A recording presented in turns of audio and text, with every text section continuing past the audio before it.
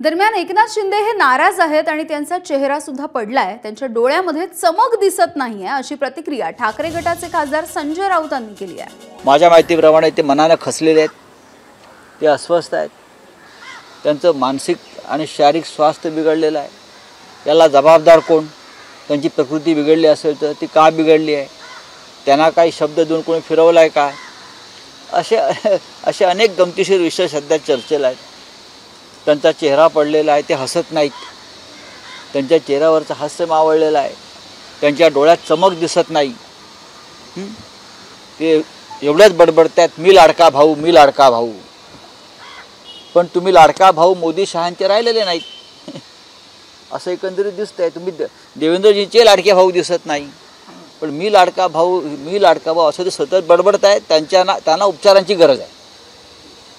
त्यांच्या सहकाऱ्यांनी त्यांना योग्य पद्धतीने उपचार केले पाहिजेत, कारण भारतीय जनता पक्ष ही विषवल्ली आहे। एबीपी माझा, उघडा डोळे बघा नीट।